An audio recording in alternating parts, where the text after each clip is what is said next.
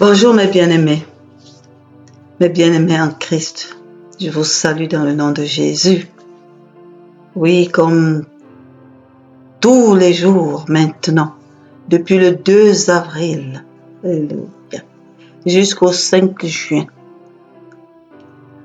dans ce parcours qui nous a été instruit par l'Éternel et son Esprit, en Jésus-Christ notre Seigneur et notre Roi. Amen. Cette marche spirituelle pour une percée de libération, intitulée de la Pâque à la Pentecôte, en ce temps, en cette saison sainte, en ce temps riche, chargé spirituellement.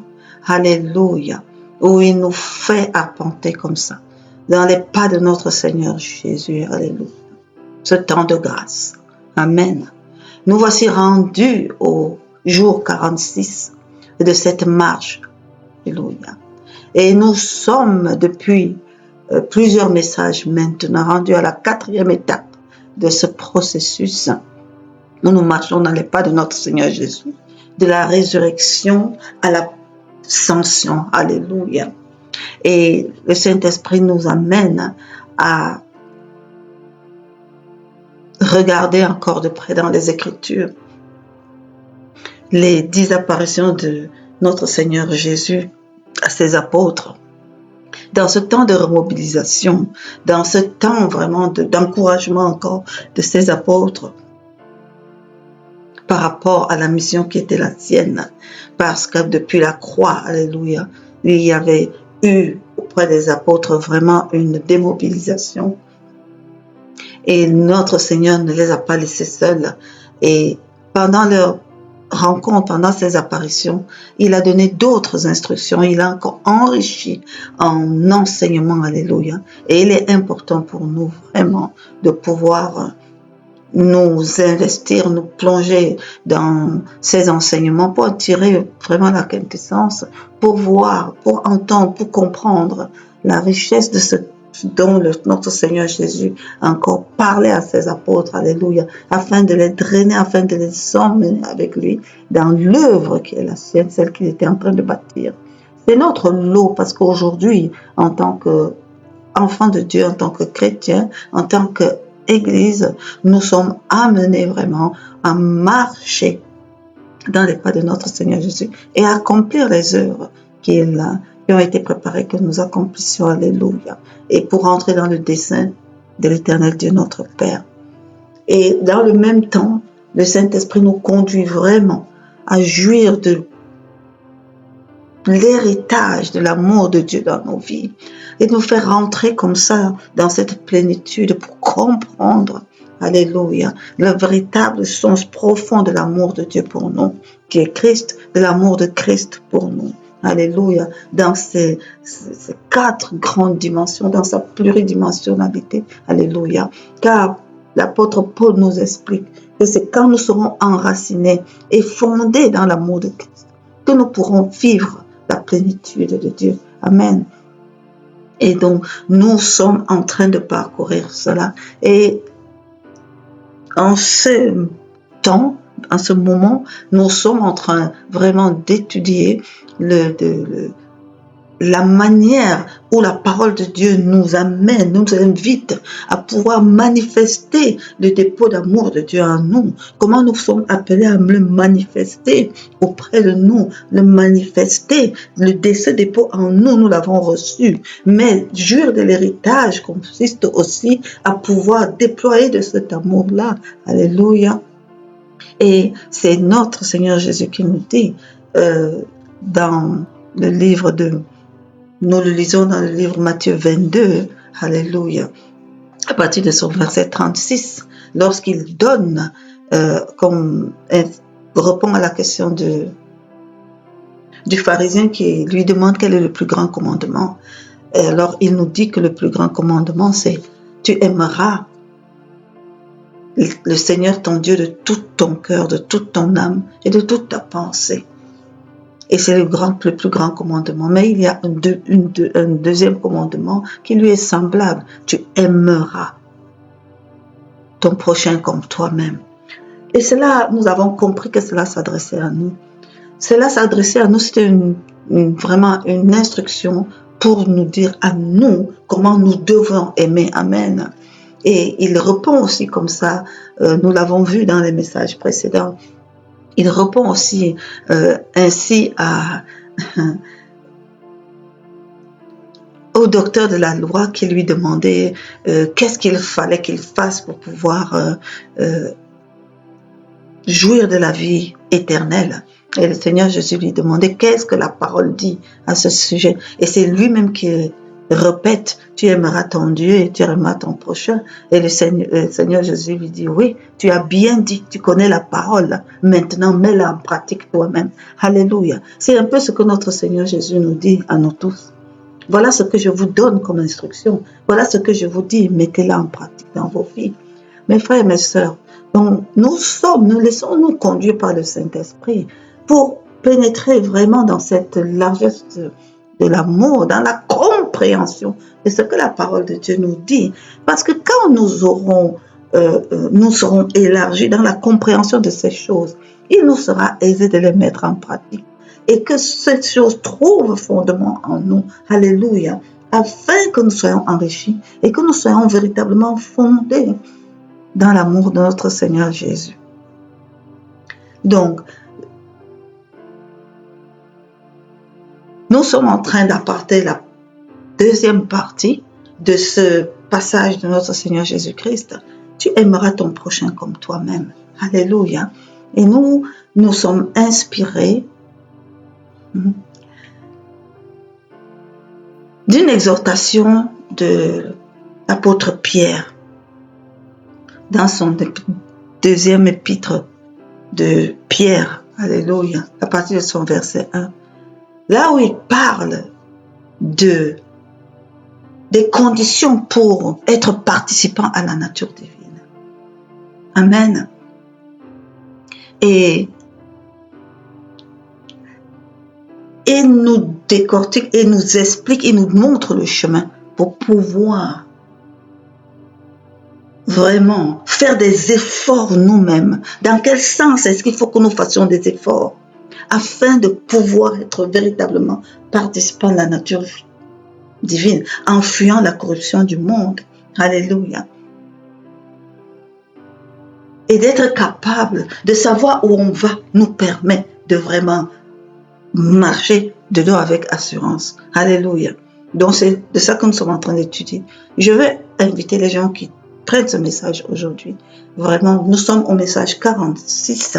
Donc, de s'intéresser, de s'investir dans les messages, les précédents messages qui sont sur notre chaîne YouTube Héritage du Royaume ou sur notre plateforme d'édification www.héritageduroyaume.org. Alléluia. Aujourd'hui, nous nous attardons sur la piété. Je vais relire le verset 5 du deuxième épître de Pierre.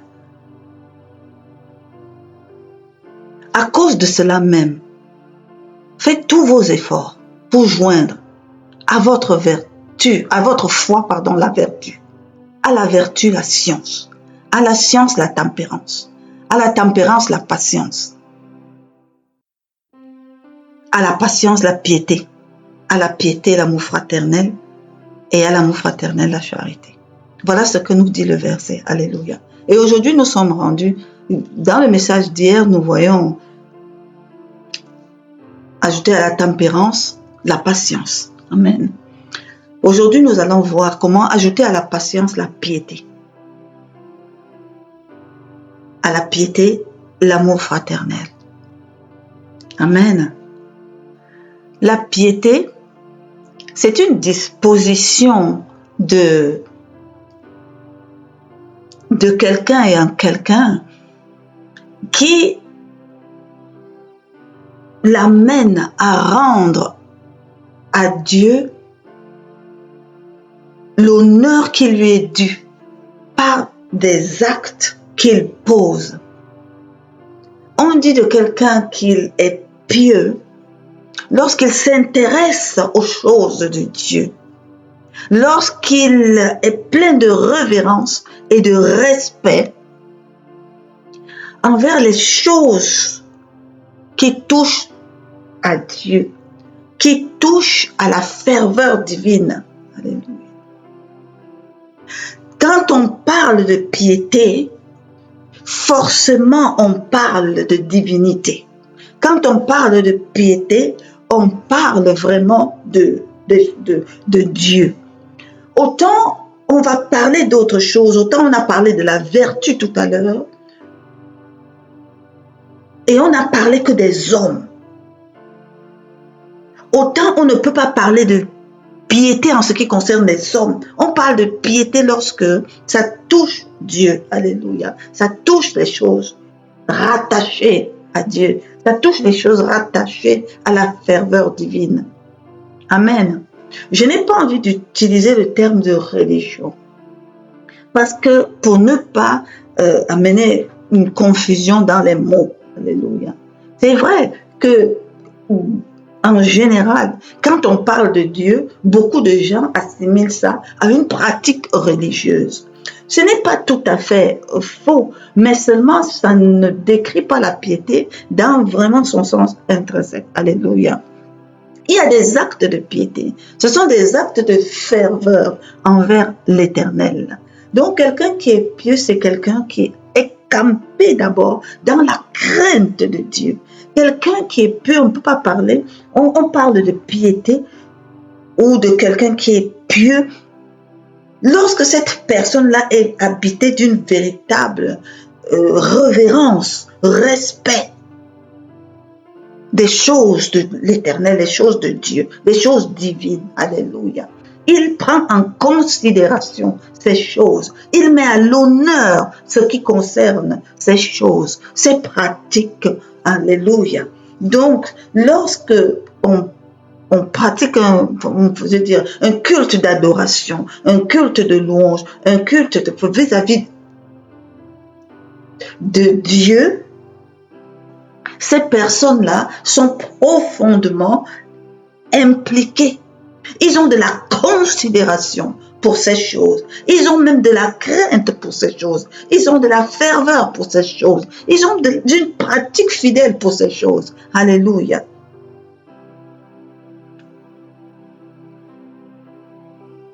Et ça n'a rien à voir avec le fait on va dire, est-ce qu'il a la foi, une bonne foi, etc. Non. On sait que la personne déjà qui craint Dieu et tout, croit déjà que Dieu existe et qu'il est le rémunérateur de.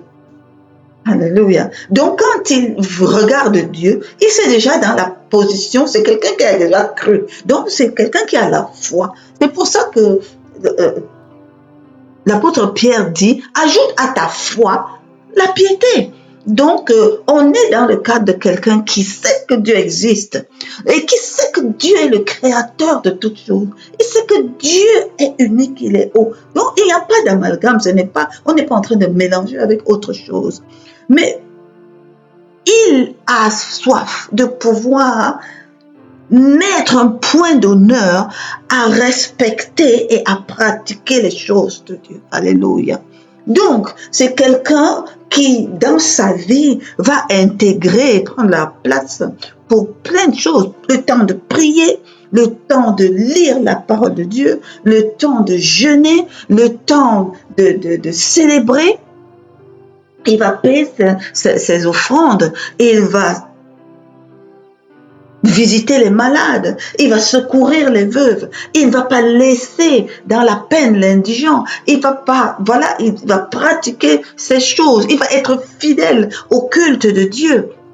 Alléluia. Donc, lorsque l'on met les choses, la pratique divine décrite ou ordonnée par la parole de Dieu, il va les mettre en pratique, il est fidèle dans ces choses. Ça, c'est maintenant, lorsque l'on dit non, lorsqu'on dit oui, les religieux aussi dans la parole de Dieu, on les a caractérisés les religieux. Ça, c'est une chose. Parce que même Jésus-Christ a appelé les pharisiens qu'ils étaient des religieux. Dans ce sens que vous respectez les dogmes, les pratiques, vous récitez les paroles, mais seulement votre cœur n'a pas la crainte de l'Éternel. Votre cœur n'a pas la considération de ces choses. Vous pratiquez juste pour la forme et vous vous êtes donné même déjà les raisons pour lesquelles vous le pratiquez. Quand tu fais une religion, finalement, tu es dans la pratique des choses, mais ton cœur n'est plus dans la véritable foi en Dieu.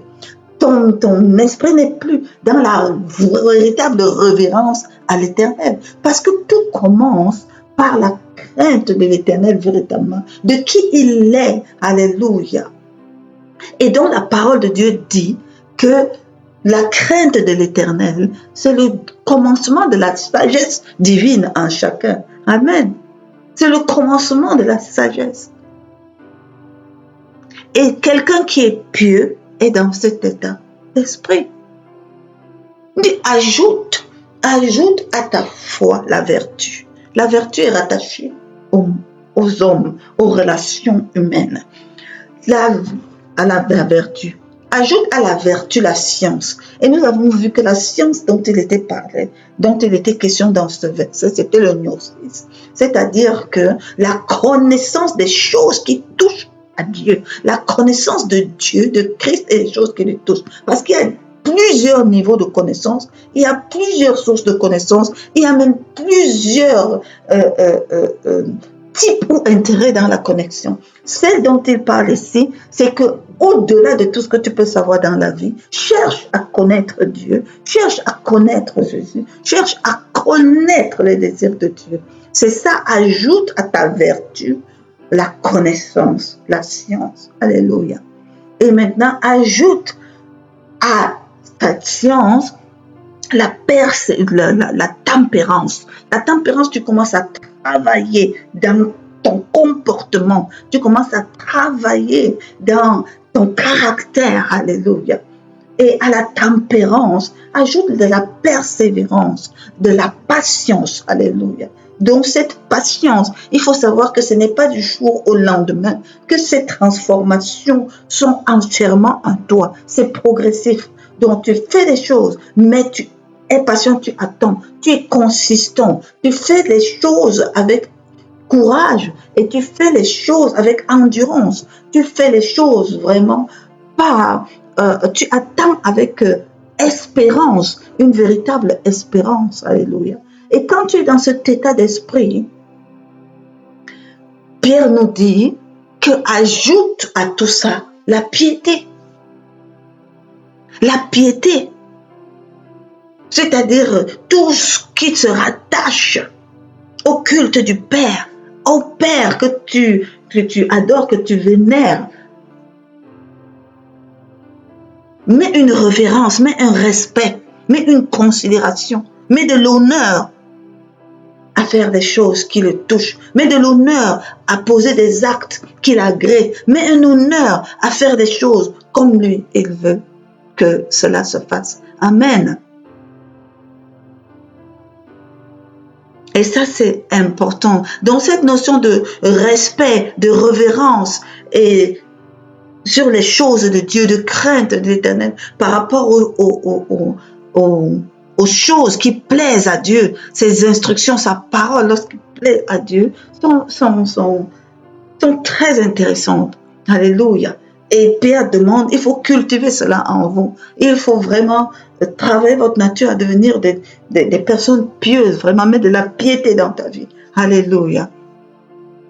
Dans le livre des Actes, il est dit, Acte 10 à son verset 2, il y a un verset qui dit que cet homme était pieux et craignait Dieu avec toute sa maison. Il faisait beaucoup d'aumônes au peuple et priait Dieu continuellement. Voilà les actes de piété, nous avons cité un peu. Là, on parle du centurion, là, on parle de celui dont le père, le premier romain qui a reçu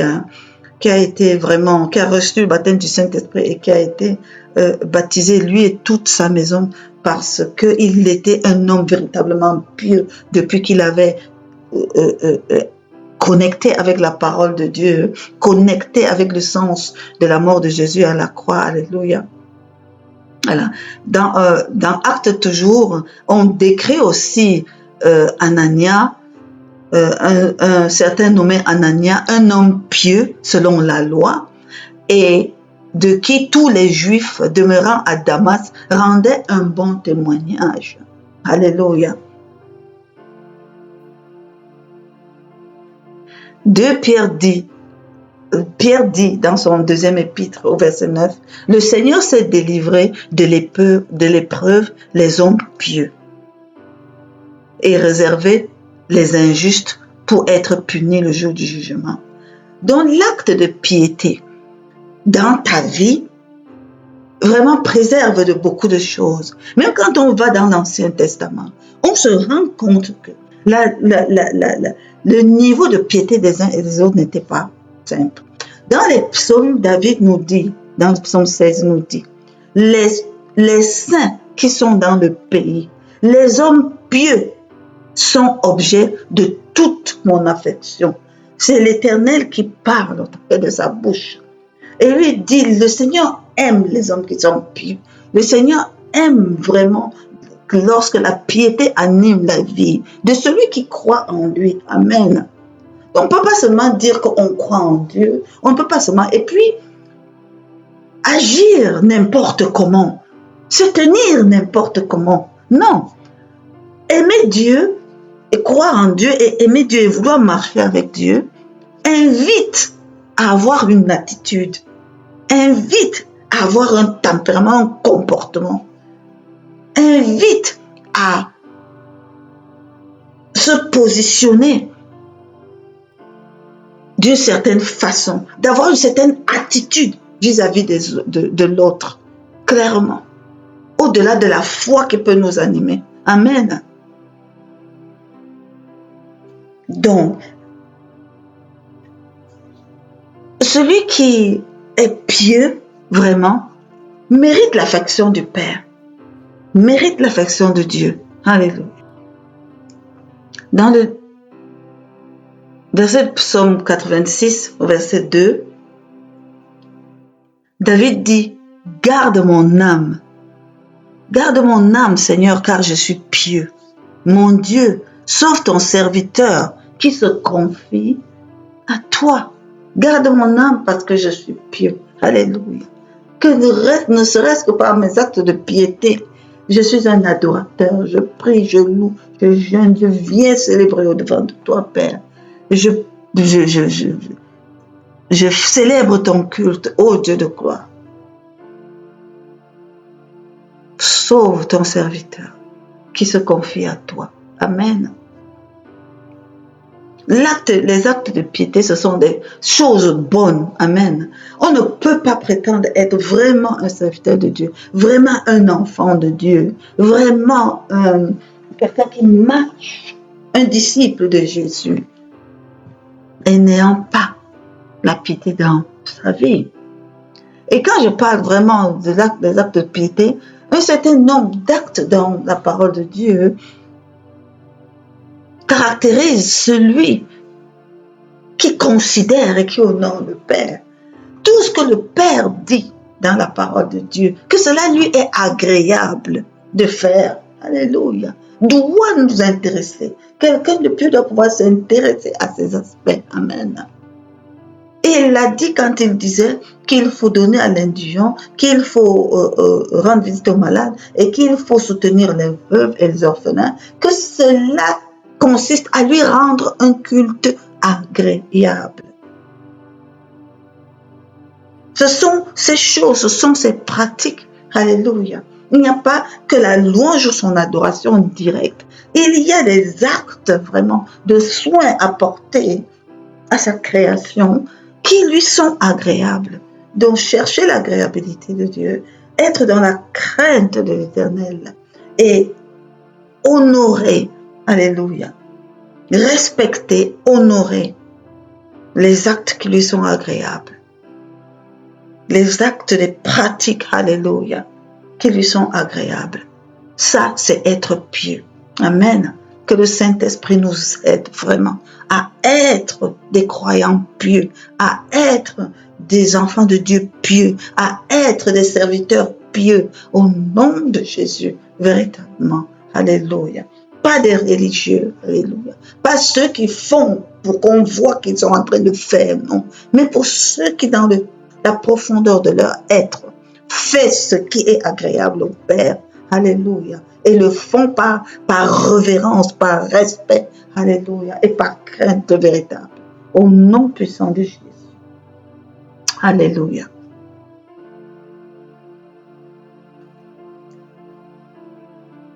Joins à ta piété l'amour fraternel. On utilise des termes et on se dit, bon, nous sommes déjà en train de travailler le mot amour de manière générale. C'est ce mot que nous sommes en train d'essayer de comprendre. Alléluia. Donc, c'est facile de faire souvent des amalgames. Nous avons travaillé dans un des messages précédents, je ne sais plus quel le jour, mais le Saint-Esprit nous a permis de pouvoir étayer la nuance qu'il y avait entre l'amour éros, l'amour philéo et l'amour agapao. Et de pouvoir en saisir vraiment les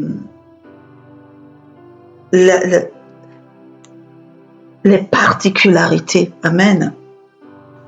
Donc ici, l'apôtre Pierre parle de l'amour fraternel. Et lorsque nous regardons vraiment le sens de l'amour fraternel, tel que la parole de Dieu l'a écrit en grec, c'est Philadelpheo. Alléluia. Donc, l'amour, la relation entre les hommes, mais pas entre les hommes qui ne se connaissent pas, mais un amour qui s'établit entre des hommes reliés par un lien de fraternité. Ici, il parle d'un amour qui se tisse entre des personnes qui se mettent ensemble, des personnes qui se lient ensemble, des personnes qui s'assemblent pour faire des choses ensemble, des personnes qui sont portées dans un lien, d'un lien humain, c'est pas, nous ne sommes pas encore dans le lien de l'esprit, mais qui sont ensemble pour une raison humaine et qui se mettent ensemble pour une raison humaine. Parce que ce que je vais vous dire d'abord, généralement, lorsque les enfants de Dieu même s'assemblent pour écrire même une église, ils ne sont pas forcément, dès le premier temps, sous un même lien d'esprit, comme on peut dire nous sommes unis ici dans un même lien d'esprit. Parce que ça se cultive, on se positionne là-dessus. Nous le verrons un peu plus tard. Mais le fait seulement de s'assembler. Mais dans le monde, beaucoup de gens s'assemblent pour beaucoup de choses. Donc l'amour fraternel ici est soutenu par des termes comme l'amitié, une relation d'amitié, une relation de sympathie, un lien de solidarité entre les gens, des liens de fraternité entre des personnes. C'est soutenu par de l'affection. On a de l'affection pour l'autre. On a de la sympathie pour l'autre. On a de la prévenance pour l'autre. Alléluia. On a de la tendresse. On est attaché à quelqu'un. On manifeste comme ça tous les sentiments d'amitié qui peuvent nous relier ensemble. Et beaucoup de raisons pour lesquelles on peut être un groupe, on peut être ensemble parce qu'on travaille ensemble, on peut être ensemble. Dans le monde, on voit beaucoup de groupes se créer pour des raisons et d'autres. On peut même être au-delà, ensemble parce qu'on fait partie de la même famille. On peut être ensemble parce que nous pratiquons le même sport. On peut être ensemble parce que nous avons décidé de nous mettre ensemble pour lire la Bible. On peut être ensemble parce que nous avons les raisons pour lesquelles les gens décident d'être ensemble. Il y en a foison. Mais quand ils décident d'être ensemble, de se mettre ensemble, ils se développent des sentiments et une relation fondée sur l'amitié, fondée sur la sympathie, fondée sur la cordialité entre les gens. C'est un lien de solidarité qui se tisse entre les gens. Et tout comme on parlait du philéo, lorsque des gens décident de se mettre ensemble, il y a en quelque sorte une définition des règles et des attitudes qui doivent naître. Ici, l'amour fraternel dont Pierre parle, c'est que lorsque vous avez défini de vous mettre ensemble, sachez qu'il y a quelque chose de particulier qui doit vous lier. La bienveillance, la gentillesse, la courtoisie, la chaleur entre vous, alléluia. De manière privée ou intrinsèque, c'est très, très important. Nous devons être prévenants les uns vers les autres. Nous devons ensemble désirer vraiment le bien les uns vis-à-vis des autres, les uns pour les autres. Ça doit pouvoir enrichir nos liens d'amitié dans cette relation que nous bâtissons ensemble. C'est cet amour fraternel dont on parle. Qu'on soit même déjà à même de pouvoir se dire que vraiment, puisqu'on est ensemble, je me dois d'être gentil, je me dois d'être cordial, je me dois d'être attentionné, d'être prévenant, je me dois d'être... Alléluia. Et cette notion d'amour fraternel fait rentrer déjà dans la dimension qui est développée en chacun, une notion de groupe. Ça veut dire que jusqu'à présent, il s'agissait de ajoute à ta foi la vertu, à la vertu la science, à la science la tempérance, à la tempérance la patience ou la persévérance. Alléluia. Et même à la persévérance, la piété. Jusque-là, c'était un travail intrinsèque, un travail et des efforts d'une personne sur elle-même.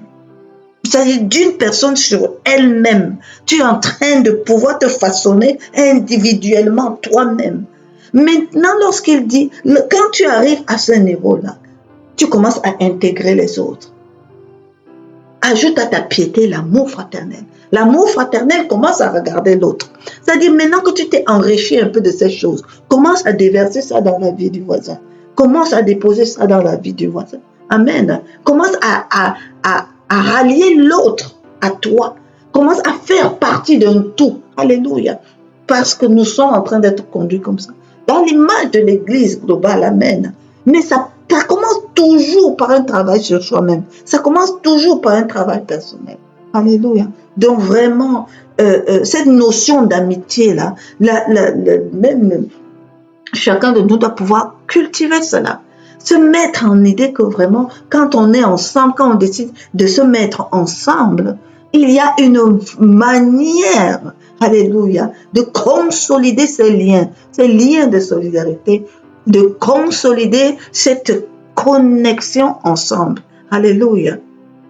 Gloire à Dieu. Et ça c'est encore un relationnel humain. Alléluia. C'est encore un relationnel humain. Mais à partir du moment où tu as suivi le processus dont Pierre nous parle, chaque humain arrive donc à ce niveau de l'amour fraternel, déjà équipé, déjà consolidé, alléluia, déjà enrichi par quelque chose qu'il va être aisé de déposer et de partager. Amen. N'oublions pas que notre Seigneur Jésus nous a dit, tu aimeras ton prochain comme toi-même. Alléluia.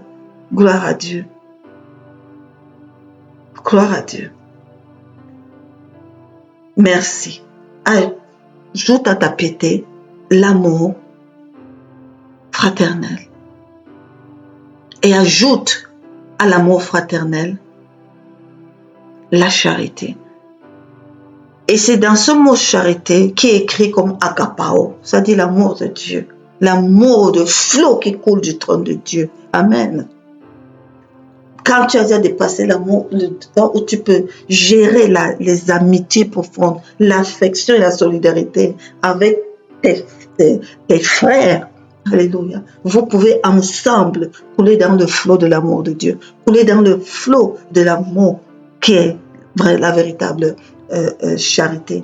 C'est un terme comme ça qui est utilisé. Je ne sais pas si ça explique profondément ce qu'est vraiment l'amour de Dieu. Amen. Mais quand je reviens sur ce verset de Luc 6, là où notre Seigneur Jésus nous donne une instruction sur l'amour, il dit, moi, je vous dis, à vous qui m'écoutez, aimez vos ennemis. Et c'est de l'amour agapao qu'il s'agit. Faites du bien à ceux qui vous haïssent. Et bénissez ceux qui vous maudissent.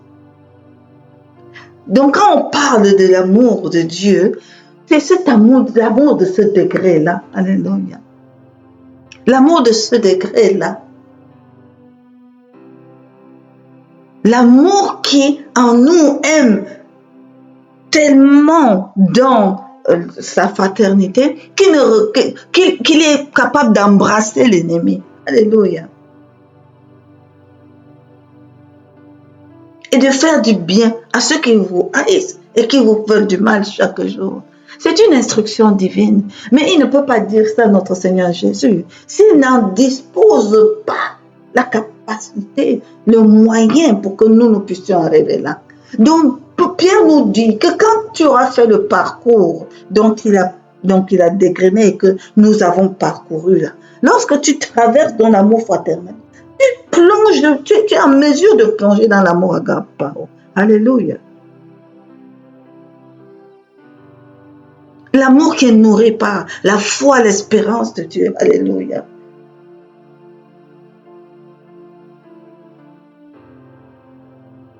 Nous allons prendre, quand nous allons progresser dans cette série, nous allons vraiment reprendre l'amour agapao et être encore nourris par le Saint-Esprit pour pouvoir en comprendre.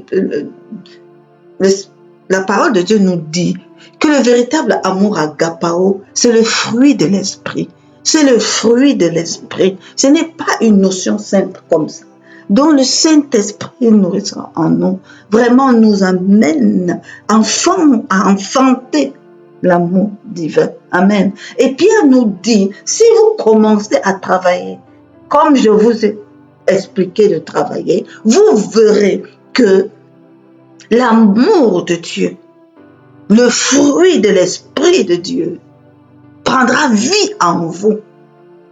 Et les choses qu'on dit que l'amour de Dieu est capable de faire se feront au travers de vous. Amen. Qu'il en soit ainsi au nom puissant de Jésus. Vraiment que ce soit notre lot. Nous voulons grandir dans cet amour. Nous voulons jouir de cet amour. Nous voulons vraiment manifester cet amour agapao. Au nom puissant de Jésus. Gloire, gloire, gloire. Merci mes bien-aimés.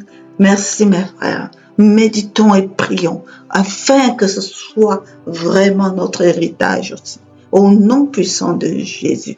Demeurez bénis en Jésus-Christ. Quant à moi, je vous dis à demain. Shalom.